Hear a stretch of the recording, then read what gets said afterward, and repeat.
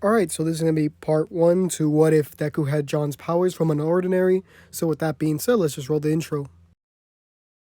The bad bitch like she average, I'm a savage, little hoe, what you want do? I'm about cash, if the raw fast, I'ma get that little nigga by any means. Alright, so before we get this What If started, I'd like to say that there might be some background noise because there's construction going on nearby, and there wasn't really a good spot in my house to record this without hearing the noise. So I apologize for that. Also, I am still sick, so I might sound a little bit different if you haven't noticed before. And third, I just got done reading Unordinary, so if you guys want me to make like a review on it, like my thoughts on series, then you guys can tell me down below. So I guess I'll give some explanation to his powers if anyone hasn't read Unordinary, which I think you should. If you like My Hero and you like characters that have a backbone, and you like, you want characters that are like underdogs, but yet, still go against the system, then read Unordinary. So, Unordinary, it's about this kind of person named John, and he lives in this world where people have powers, and he goes to this school. At this school, there's a lot of powerful people with abilities, right? And there's also people in this world without abilities, and they're called cripple. He basically pretends to be a cripple at this school because he basically fears his own power to a certain extent. Obviously, he doesn't really fear it. He kind of fears it, but he thinks if he shows his true power, then he's going to have to be in a position of power, and he knows that he can't really be in that position because he knows he'll abuse it, right? Because he has a lot of violent tendencies and a lot of mental issues in some cases. So that's the reason why he kind of hides his power until he's kind of forced to. So his power is called aura manipulation, but it's not your kind of typical aura manipulation. It works more as a copy quirk or copy power than it does a aura manipulation.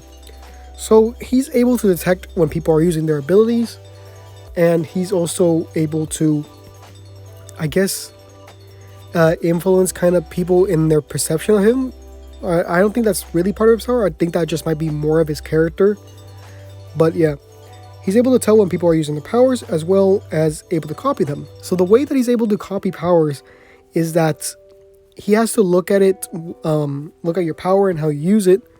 Or not really how you use it, you just have to show it in front of him, and he's able to copy it. So when he copies a power, he actually amplifies it. So if your quirk is like super strength and you can only lift the car, then he could probably lift like 5 or 10 cars. It's a lot. It's a big boost to your own power. And yeah, he can't copy things that have no visual stimuli. So for example, he wouldn't be able to copy someone that has like future vision or telepathy because they don't really show their power really. It's all mental and things like that. So anything that doesn't have like a stimuli to it, a visual stimuli, he can't really copy it. He's also able to do moves with like your powers that you aren't even able to do, like because how he advances it. Like if someone could shoot beams out of their hands, then he'd be able to shoot multiple beams through each finger, something like that. He can also combine powers together to make them more stronger, and he can only copy up to 4 abilities at a time, and the abilities that he copies are not permanent. They eventually go away after a while.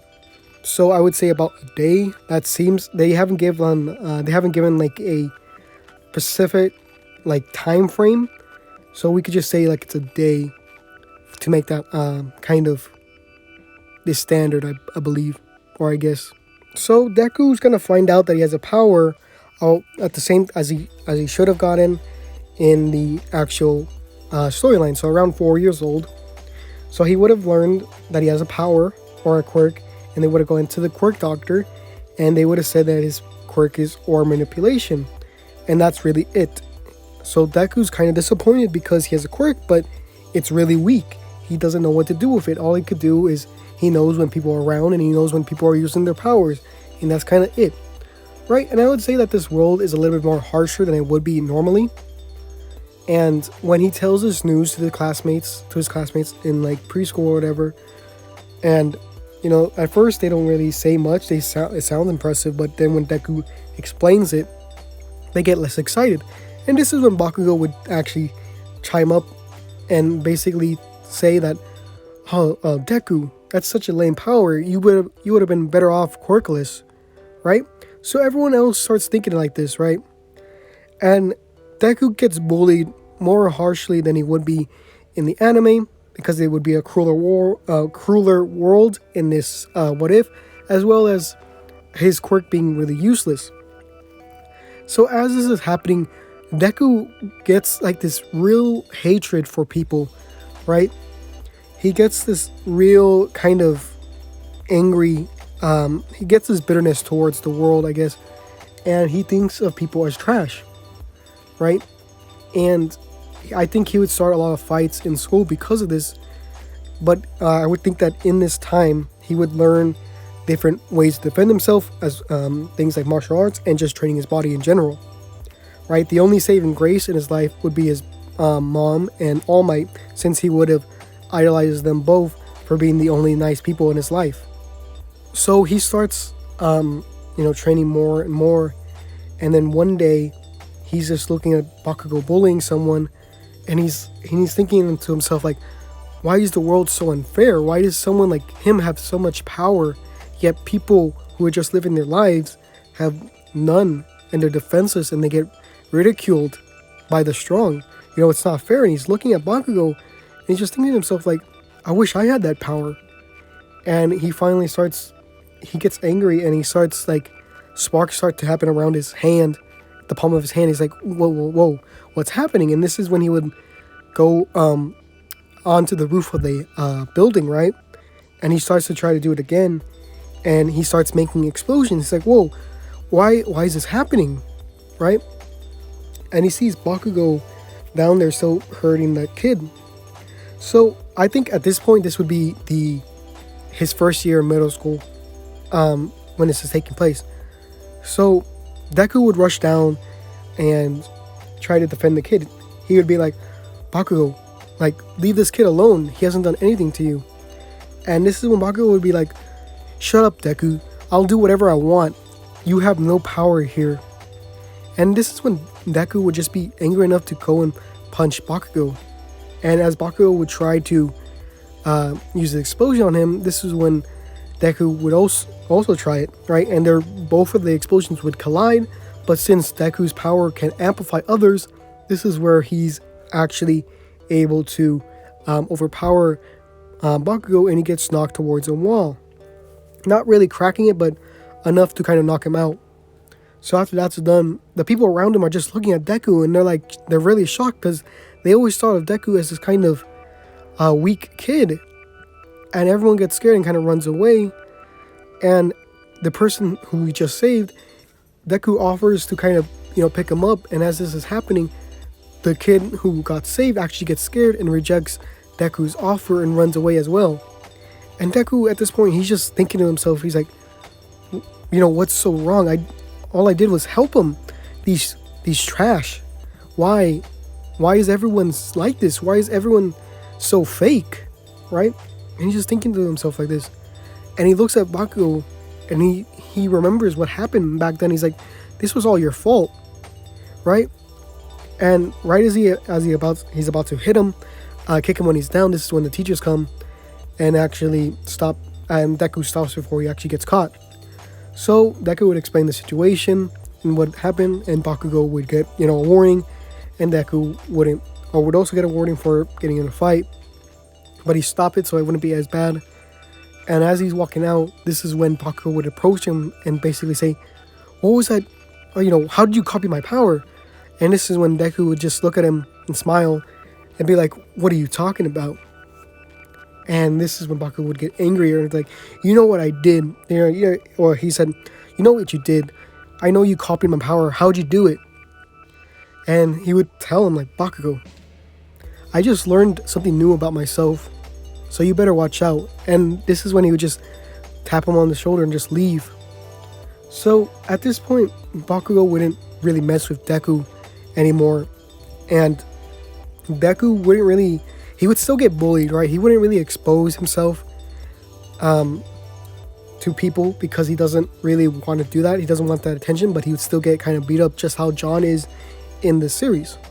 And Bakugo is seen as like the strongest kid in the school, and yet he doesn't pick on Deku, and people are questioning that, right? But Bakugo never really gives him a full answer. So when it gets to the last day of middle school, this is when the teacher would tell the class that 2 people in their class is actually going or trying to go to UA. That being Bakugo and Deku. So, as this is happening, people are really shocked that Deku would get or even try to go to UA, and they actually start making fun of him for it. But the only person who doesn't is Bakugo. Bakugo just sits there silently until he leaves when the bell rings. So Deku would walk home, and he would take that shortcut that he normally would go, and as he's like walking down, he feels something weird, and he knows that someone's down below in the sewers, and he hasn't copied anyone's power yet, so he's really defensive. So he goes and runs past the bridge, and as this is happening, this is when the sludge villain actually comes out and sees Deku and gets the idea of going into his body. Deku knew he was coming, so he's already started to run, and the sludge villain sees this and he starts to try to chase him. So in this, I'm still gonna make Deku a hero, but I'm gonna make him very cold to people, right? Very distant, especially to heroes. But he's gonna help people that are quirkless and those who are civilians mostly. So yeah, so Deku would start running, and as this is happening, the sludge villain would get closer and closer until he catches Deku. And Deku doesn't really have a way. I guess he could also use his power to copy the sludge villain, because we aren't too sure about if he could. There aren't really like mutation powers in Unordinary, so it's hard to say if John could copy a power like that. So let's just say he's able to copy mutation quirks, but it works more as a transformation than it does mutation, I would guess. So Deku would copy it and turn into sludge as well, being able to slide through it, the other slime, and his slime version will be stronger because of that. So he'd be able to slip through the sludge and kind of run and transform back into a person. And as before, the slime could actually get another chance of getting at Deku, this is when All Might would come and basically do a smash, a Detroit smash, to kind of bring down the villain. So what would happen is that All Might would see the kid running, and he would say, "Hey kid, it's safe now." And this is when Deku would turn around and he would see All Might. He would run back towards him, seeing that it was All Might. So in this one, Deku would be a lot stronger than he is in canon, since he would have trained his body and things like that. So Deku would be kind of freaking out, knowing that it's All Might, the one who he idolizes, because Deku would only see All Might as the true hero, and no one really else, because no one else has that kind of personality that All Might has, or at least as big as the personality as All Might. So he would ask him for his autograph and things like that, and All Might would ask him about his quirk, and Deku would say that it was aura manipulation, and that he could only really sense people's powers and where they're at.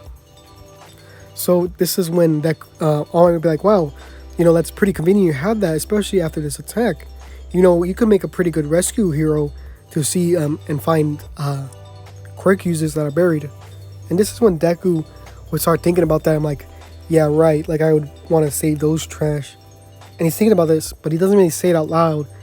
And he kind of stops himself from thinking that, because he's in front of his idol, and his idol's all about saving everyone. So Deku kind of stops himself from thinking about that. And after that, the kind of conversation ends, and they say their goodbyes, and this is when All Might kind of leaves, right? So Deku, he's planning on showing his power at the kind of entry exams to show everyone that he wasn't weak, and that's that he wasn't weak and he's actually stronger than most people, and to see how two-faced they're going to be when he actually shows them his power. So we get that kind of I think it was 6 months of training, or no, I think it was 10 months of training that Deku would do so that he could get into UA. So he would mostly do, he would train his body as well as trying to see different martial arts techniques or try to learn different fighting styles basically so that he can kind of defend himself and be able to use more powers effectively, especially those who have to do with enhanced strength and things like that. So after the 10 months were done, and he actually goes to do the practical or the written test, and then he does the practical. So he wouldn't trip because I think he would be a lot more confident, but so he wouldn't really meet Uraraka just yet. As well, I think he would do a little bit better than he would do normally in terms of the writing test. So yeah, so he would see the different kind of or we would get to the part where they would do the practical part of the exam, and he would see everyone, and they all have different kind of quirks, right? And he would see one particular person, someone that was very tall, and he looked at his kind of calves, and he had some sort of weird like pipes coming out, and he noticed that there were engine legs. So he's like, I better keep a close eye on him. That might give me a huge advantage, right? So as this is happening, this is what happens, right? So President Mike would say go, and everyone start running and start using their quirks. And Deku would see a few people use their quirks. He would see Ida first, and he would copy that. His legs would kind of morph and turn into kind of engine legs, just like Ida. So I think Deku would be able to use reciprocal bursts pretty easily without any real downsides to it, since he does have an advanced version of Ida's quirk. So he would start using his engine legs, and he would start running in there faster than almost everyone there, including Ida. And Ida's just looking at this like, what? How does he have the same quirk as mine, right? And how is he a lot better than? How come he's a lot faster than me? It doesn't make sense, right? And then this is when Deku would just start blitzing through a bunch of different robots, and he would go across different parts of the city, and he would see Bakugo there using an explosion, and he would be like, nice, that's another thing I could add to my my list of powers right now. So he would get Bakugo's explosion, so he would start using that in combination of the fast speed that he would have. So he would also look and find the person with the laser belly button. I forgot his name, but he would also see his kind of power, and he would also take that as well, or use it or copy it. So after a while, he's getting a lot of points, and then he hears someone screaming and everyone running away from this direction. He thinks like he sees them as really like pathetic and cowardly. He's like, why would they be running away? And then he looks at what they're running at, and it's the 0-pointer. And he's like, wow, I guess that's fair to run away from. And then this is when he hears someone screaming, right? And it's different.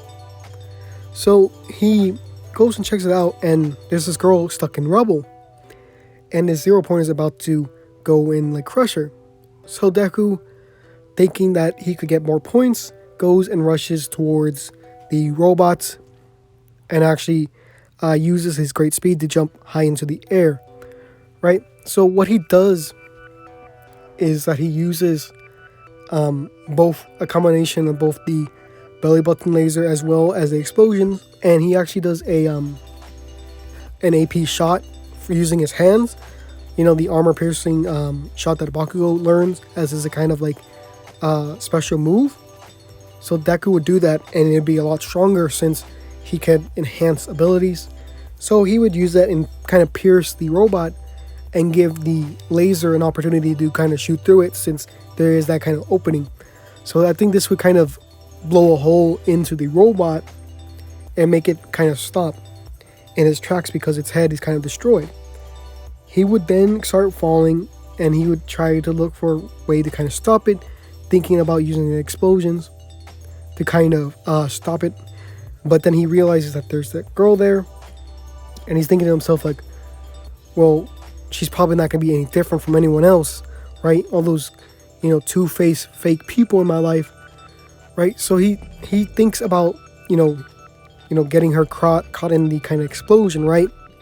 But then he realizes like, well, that's gonna lose me a lot of points, so I might as well just take the damage or use a weaker explosion to minimize the damage, right? So as he's gonna try to do this, this is when Uraraka would slap him and make him weightless, and he would slowly hit the ground instead of that impact that would like instantly or break a lot of his bones. So Deku would start thinking to himself like, why did she save me, right? And then he starts thinking even more. He's like, well, she probably just wanted the points. All right, so he kind of gets kind of mad at that, but he doesn't really have any evidence to prove that. So he just he doesn't really think about it after that. So he would get up and get the rebel off of her and say if she was all right. She would say, I'm okay, thank you for helping me. And this is when Recovery Girl would come to heal them both. So this is where I'm going to end it. And in the next part, we'll go over the kind of quirk evaluation and also the heroes versus villains. So with that being said, this is going to be in the video. So yeah,